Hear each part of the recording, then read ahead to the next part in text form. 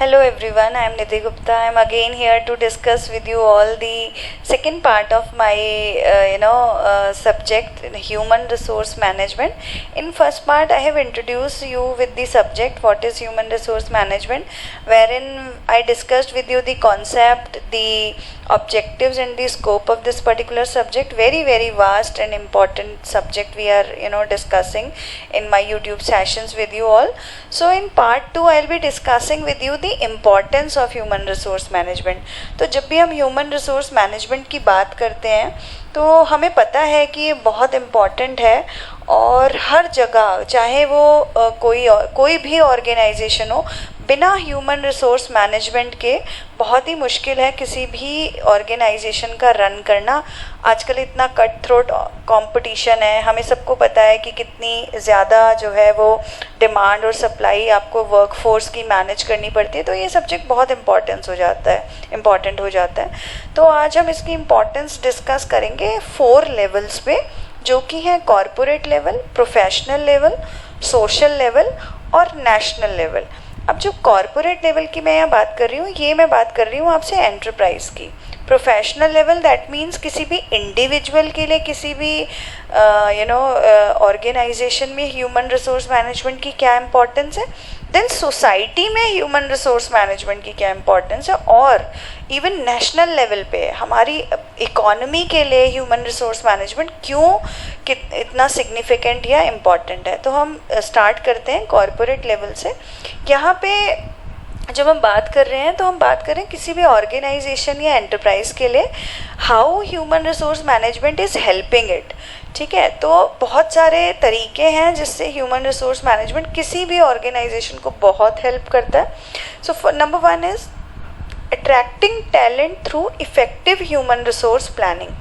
तो यहाँ पे मैंने लिखा ह्यूमन रिसोर्स प्लानिंग, जिसके अंदर हम ना केवल डिमांड सप्लाई को बैलेंस करने की बात कर रहे हैं with respect to workforce available and required, बल्कि उनका रिक्रूटमेंट, सिलेक्शन के बाद उनका प्लेसमेंट, देन उनका ओरिएंटेशन, उनको कितना कॉम्पनसेशन हम देने वाले हैं और उनके लिए क्या प्रमोशनल पॉलिसीज़ हमारी ऑर्गेनाइजेशन में अवेलेबल है. तो ये सारी चीज़ें हमारी ऑर्गेनाइजेशन में ह्यूमन रिसोर्स मैनेजमेंट के थ्रू मैनेज होती है. ठीक है, तो अगर हमारी ऑर्गेनाइजेशन में इफ़ेक्टिव ह्यूमन रिसोर्स प्लानिंग है और जिसके अंदर हम बहुत हर तरीके से जो है वो वर्कफोर्स को जो है मैनेज कर रहे हैं, और तो डेफिनेटली जितने भी अच्छा वर्कफोर्स इंडस्ट्री में अवेलेबल होगा वो इफ़ेक्टिव एचआरपी आपकी ऑर्गेनाइजेशन में तो आपकी तरफ अट्रैक्ट होंगे, आपकी ऑर्गेनाइजेशन को ज्वाइन करेंगे, और ना सिर्फ ज्वाइन करेंगे, वहाँ पे रिटेन्ड रहेंगे, उसको छोड़ कर नहीं जाएंगे. देन सेकेंड है developing necessary skills and attitude with training. तो ट्रेनिंग, डेवलपमेंट, परफॉर्मेंस अप्रेजल, ये सारी ऐसी चीज़ें हैं जिससे हम किसी भी इंडिविजुअल का जो हमारी ऑर्गेनाइजेशन में काम कर रहा है उसके अंदर बहुत सारी जो नेसेसरी स्किल्स हैं to achieve a particular goal, हम वो डेवलप कर सकते हैं, उसको डिफरेंट ट्रेनिंग्स दे सकते हैं. देन एक जो राइट एटीट्यूड हमें चाहिए among all the employees, that also can be developed with counseling, training, so many development programs and with the positive performance appraisal system. तो अगेन ये सब हमें कहाँ से मिलता है? ह्यूमन रिसोर्स मैनेजमेंट से. देन थर्ड है सिक्योरिंग कोऑपरेशन थ्रू मोटिवेशन. जब एम्प्लॉयज़ हमारे मोटिवेटेड होंगे, उनकी ग्रीवांसेस टाइमली हैंडल हो रही होंगी, रिड्रेस हो रही होंगी, वो इक्वली डिसीजन मेकिंग में पार्टिसिपेट कर रहे होंगे, तो ऑटोमेटिकली हमें उनका कोऑपरेशन मिलेगा in all the task. Then next है retaining talent through the right policies. जैसे मैंने आपको ऊपर बताया कि इफेक्टिव ह्यूमन रिसोर्स प्लानिंग में we are selecting and attracting the right talent in the organisation, and with the help of the right policies in HRM, in human resource management, we can even retain that talent in the organisation. तो लोग जो है आपकी organisation छोड़कर नहीं जाएंगे, क्योंकि वहाँ वो अपने जॉब से सेटिस्फाइड है, वो मोटिवेटेड है।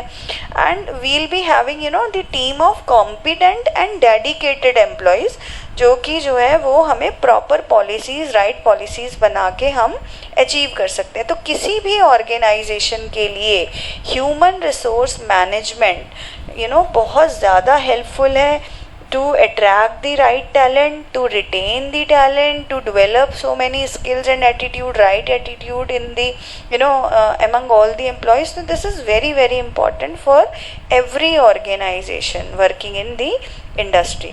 देन यहाँ पे मैं सेकंड लेवल आपसे डिस्कस करूँगी, प्रोफेशनल लेवल सिग्निफिकेंस।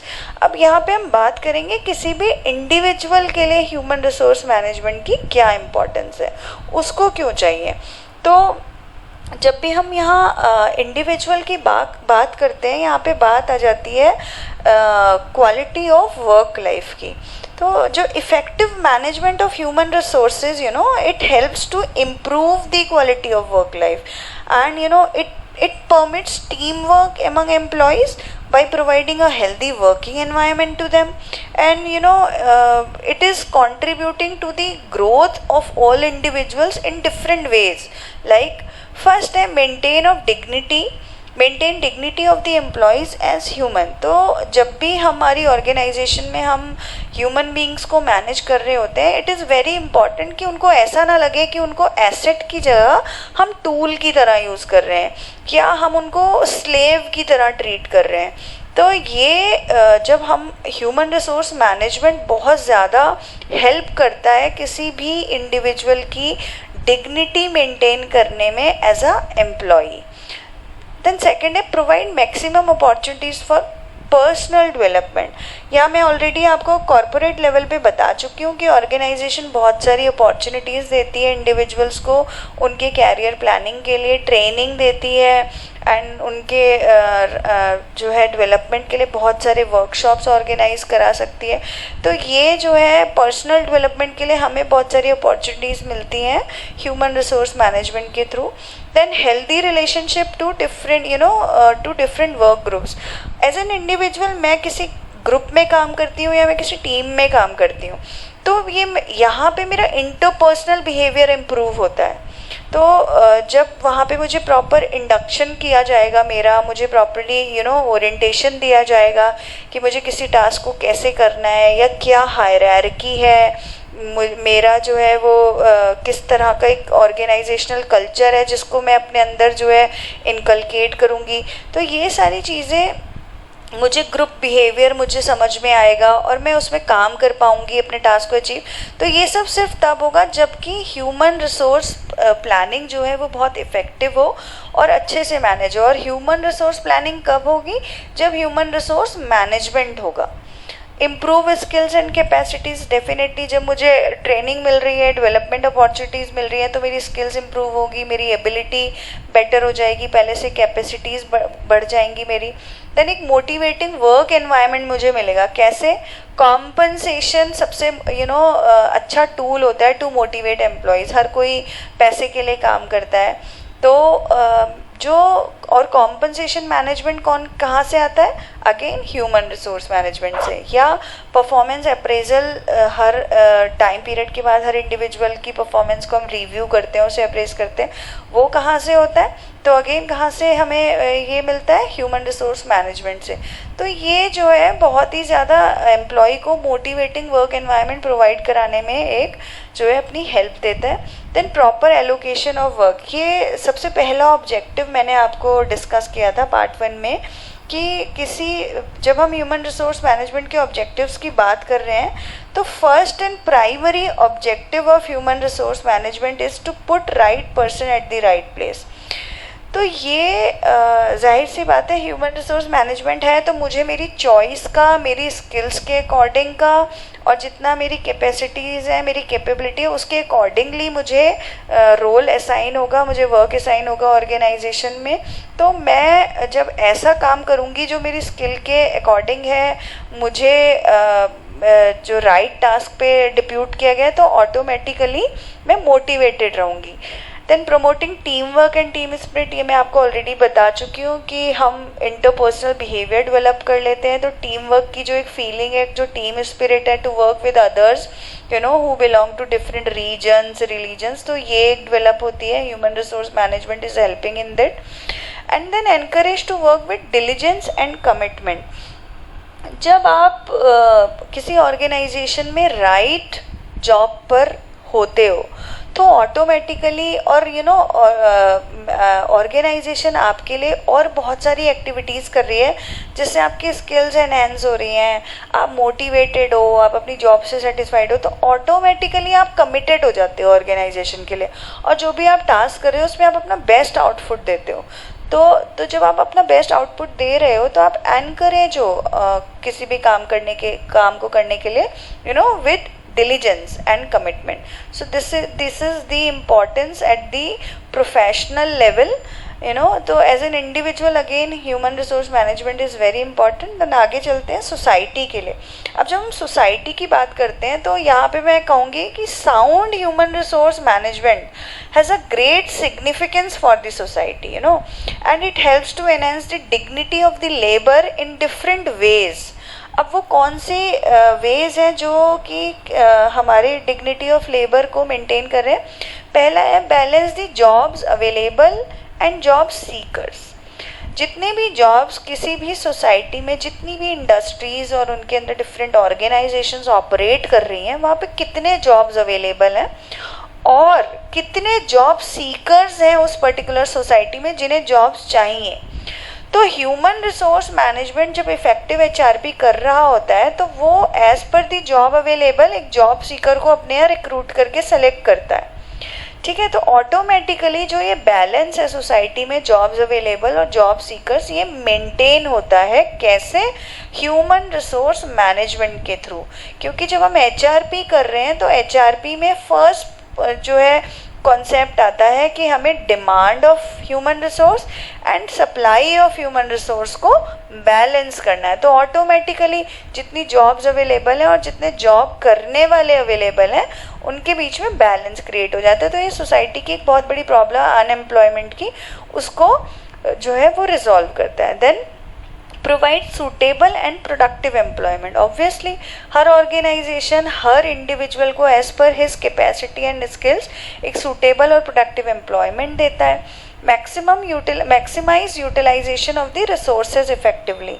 जितने भी रिसोर्सेज यूज़ हो रहे हैं, चाहे आप कोई भी लैंड है या कैपिटल है या इवन ह्यूमन रिसोर्स है, तो उनको मैक्सिमम यूटिलाइजेशन उनका कैसे हो सकता है कि हमें जो आउटपुट है वो मैक्सिमाइज रहे हमारा, और विन विन सिचुएशन हो सबके लिए, सोसाइटी के लिए भी कि उसके इंडिविजुअल्स को जॉब मिल गई, उसके लोगों को जो है वो एक प्रोडक्टिव एम्प्लॉयमेंट मिल गया, एक सोर्स ऑफ अर्निंग मिल गया, और ऑर्गेनाइजेशन का प्रोडक्शन प्रोसेस यानी सर्विस रेंडरिंग प्रोसेस जो है वो कंटिन्यूसली चल रहा है. तो जो है हम सारे रिसोर्सेज जितने भी अवेलेबल हैं उनको मैक्सिमम यूटिलाइज कर पा रहे हैं इफेक्टिवली. देन एलिमिनेट वेस्ट और improper use of human resources. अगर कहीं पे ह्यूमन रिसोर्स वेस्ट हो रहा है, दैट मीन्स सप्लाई ज़्यादा है, डिमांड नहीं है, तो हम क्या करते हैं, ऑर्गेनाइजेशन जब ह्यूमन रिसोर्स मैनेजमेंट करेगी, उसमें जब ह्यूमन रिसोर्स प्लानिंग करेगी, तो उन्हें पता लग जाएगा कि डिमांड तो मेरे यहाँ कम है और मेरे पास जो है सप्लाई ज़्यादा है. तो ये जितने लोग ज़्यादा हैं, ह्यूमन रिसोर्स की सप्लाई ज़्यादा है मतलब लोग ज़्यादा है, तो ये जितने लोग ज़्यादा हैं इनका टैलेंट वेस्ट हो रहा है, इनकी स्किल मेरे पास वेस्ट हो जाएगी. तो ऑर्गेनाइजेशन उनको जो है अपने यहाँ से डाउन साइज करेगी, अपने यहाँ से हटाएगी, तो वो लोग दूसरी ऑर्गेनाइजेशन में जहाँ डिमांड ज़्यादा है और सप्लाई कम है वहाँ पर चले जाएंगे. तो ह्यूमन रिसोर्स मैनेजमेंट की हेल्प से हम जो है वेस्ट ऑफ ह्यूमन रिसोर्स को एलिमिनेट कर सकते हैं. Then good employment opportunities. Different organisations में time to time employment opportunities create होती हैं. कैसे? क्योंकि वो अगेन मैं यहाँ पे आपको बार बार बता रही हूँ कि प्लानिंग करते हैं. ह्यूमन रिसोर्स की प्लानिंग होती है, प्रॉपर्ली प्लान ऑफ एक्शन बनता है, फॉलो अप्स होते हैं, डिमांड चेक की जाती है कि पूरे अगले साल में मुझे कितने ह्यूमन रिसोर्स चाहिए होगा और मेरे पास अवेलेबल कितना है. अगर कम अवेलेबल है तो भाई मैं रख लेता हूँ, अगर मेरे पास ज़्यादा अवेलेबल है तो फिर मैं जो है उनको कहीं और यूटिलाइज़ करूँगा या वो किसी और ऑर्गेनाइजेशन में जाएंगे. Then development of human capital, जो इंडिविजुअल्स हमारे यहाँ हैं सोसाइटी में, उनका मेंटल लेवल पे आप उनको डेवलप कर रहे हो, उनकी स्किल्स को एनहेंस कर रहे हो, उनको डिफरेंट तरह की ट्रेनिंग दे रहे हो, तो ये डेवलपमेंट ऑफ ह्यूमन कैपिटल हो रहा होता है, जहाँ पे आप इमोशनली भी उनको डेवलप कर रहे हो, उनकी सोशल कैपिटल भी डेवलप कर रहे हो, और एज एन इंडिविजुअल उनके यहाँ उनका ऑलरेडी डेवलपमेंट हो रहा है, उनको डिफरेंट कैरियर प्रोस्पेक्ट्स ऑर्गेनाइजेशन में मिलते हैं। Generation of income and consumption, अब जब इंडिविजुअल्स जॉब करेंगे तो उनको उस जॉब के अगेंस्ट में कॉम्पनसेशन मिलेगा, मतलब उनको इनकम जनरेट होगी, और उस इनकम से वो कंजम्पशन करेंगे of different items available in the society as per their necessity.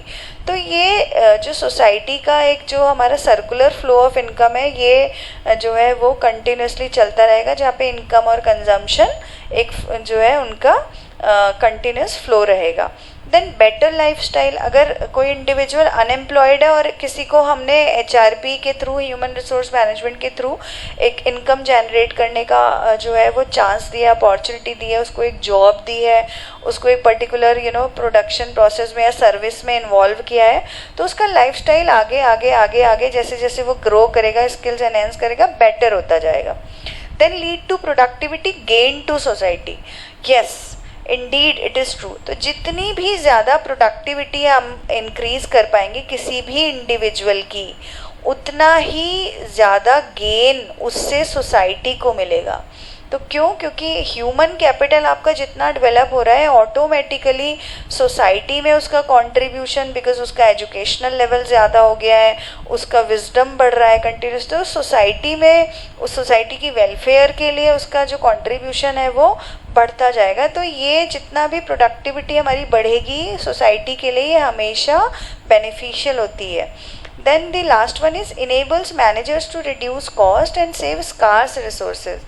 ये बहुत इम्पॉर्टेंट है। हर किसी भी सोसाइटी में हम रहते हैं, किसी भी इकोनॉमी में हम रहते हैं, तो जो हमारे रिसोर्सेज होते हैं वो लिमिटेड होते हैं, एंड उन्हीं लिमिटेड रिसोर्सेज को हमें एफिशिएंटली और इफ़ेक्टिवली यूज़ करना होता है, एंड उनसे हमारा आउटपुट जो है वो हमें मैक्सिमम लेवल पे लेना होता है। तो ये जो ह्यूमन रिसोर्स मैनेजमेंट है, जिसमें जो हमारे human resource managers properly planning कर रहे हैं हर एक चीज़ के लिए, कि कौन से पर्सन को हमें किस टास्क पे लगाना है, उसको कितना मोटिवेटेड रखना है, उसकी स्किल्स को कैसे एनहेंस करना है, कौन सा प्रोसेस है जिसमें हम किस तरीके से काम करें कि जो है वो बेस्ट आउटपुट हमारा निकल के आए, हम सारे रिसोर्सेज इफेक्टिवली यूज़ करें।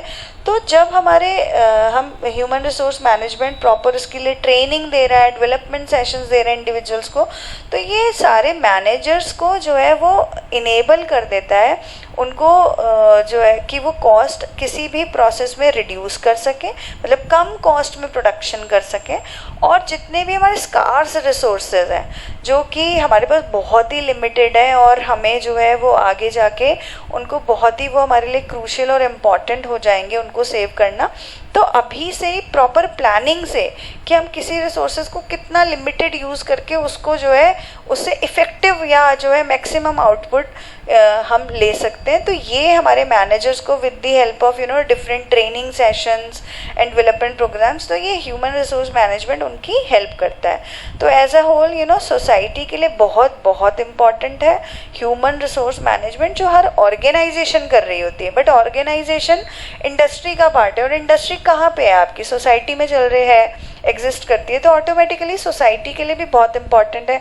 आप चाहे अनएम्प्लॉयमेंट लेवल की बात करें, ह्यूमन रिसोर्स मैनेजमेंट से वो कम हो जाएगा, जो ह्यूमन कैपिटल है वो डेवलप हो जाएगा, एम्प्लॉयमेंट अपॉर्चुनिटीज़ जनरेट होंगी, इनकम जनरेट होगी, कंजम्पशन होगा, लाइफस्टाइल बेटर होगा। तो ये गेन ही गेन है ह्यूमन रिसोर्स मैनेजमेंट से सोसाइटी को। अब मैं नेक्स्ट लेवल पे आ रही हूँ जो कि नेशनल लेवल है, मतलब पूरे नेशन के लिए एज अ होल, पूरी इकोनॉमी के लिए as a whole human resource management कितना इम्पॉर्टेंट है। तो पहला है drivers of development of a country. अब जब आप पूरे कंट्री की बात कर रहे हैं यहाँ पे, तो human resource management plays a vital role in the development of a nation. यहाँ पे कैसे हम बात करते हैं, जो भी effective exploitation and utilisation of nation's natural, physical and financial resources, it require an efficient and committed manpower. मैंने यहाँ पे सोसाइटल लेवल में आपको बताया कि हमारे पास स्कार्स रिसोर्स होते हैं, तो किसी भी नेचुरल, फिजिकल या फाइनेंशियल रिसोर्स का जब हम यूटिलाइजेशन कर रहे हैं या इफेक्टिव एक्सप्लॉयटेशन कर रहे हैं, तो वो कौन कर पाएगा? जो हमारी एफिशिएंट और कमिटेड मैन पावर होगी वही कर पाएगी. अदरवाइज वो सब कुछ वेस्ट हो जाएगा. अगर आपने किसी अनस्किल्ड, अनट्रेन्ड पर्सन को दे दिया किसी पर्टिकुलर रिसोर्स को यूज़ करने के लिए, चाहे वो नेचुरल है या फिजिकल रिसोर्स है या फाइनेंशियल रिसोर्स है, तो वो उसे वेस्ट कर सकता है. तो यहाँ पे हम कह सकते हैं the level of development in a country depends primary on the skills, attitudes and values of its human resources. And nations are underdeveloped because their people are underdeveloped. So effective management of human resources helps to speed up the process of economic growth, which in turn leads to higher standards of living and fuller employment. तो जब भी आप यहाँ पे बात कर रहे हैं नेशन की, तो मैंने आपको बताया कि जैसे सोसाइटी के लिए हम बात कर रहे होते हैं स्कार्स रिसोर्सेज की, यहाँ पे भी ह्यूमन रिसोर्स मैनेजमेंट एक्ट करता है driver of development of a country. क्योंकि रिसोर्सेज की बात करें तो हमें कमिटेड मैन पावर लेने में ह्यूमन रिसोर्स मैनेजमेंट हेल्प करता है. एंड इसके on the basis of this it is delivering economic growth and economic development of the country also. तो इकोनॉमिक ग्रोथ कैसे हो रही है यहाँ पे? क्योंकि इनकम एंड कंजम्पशन जनरेट किया है आपने, अनएम्प्लॉयमेंट जो था उसको रिड्यूस किया, एम्प्लॉयमेंट अपॉर्चुनिटीज़ जनरेट किए हैं, एंड लाइफस्टाइल अगर किसी भी इकोनॉमी में रह रहे लोगों का बेटर होता जाता है, तो इकोनॉमिक ग्रोथ जो है उस इकोनॉमी की बढ़ती जाती है. तो इसलिए ये नेशनल लेवल पे भी बहुत ज़्यादा इम्पॉर्टेंट है कि हम जो है ह्यूमन रिसोर्स मैनेजमेंट प्रॉपर रखें हर ऑर्गेनाइजेशन में, और उसको उसके थ्रू इफ़ेक्टिव प्लानिंग करें और सारे रिसोर्सेज को एफिशिएंटली यूज़ करें. तो आज हमने चारों लेवल्स पे ह्यूमन रिसोर्स मैनेजमेंट की इम्पॉर्टेंस पढ़ी कि एक ऑर्गेनाइजेशन के लिए वो कितना इम्पॉर्टेंट हो सकता है, and sound human resource management किसी इंडिविजुअल के लिए, देन पूरी सोसाइटी के लिए, एंड देन पूरे नेशन के लिए कितना इम्पॉर्टेंट है.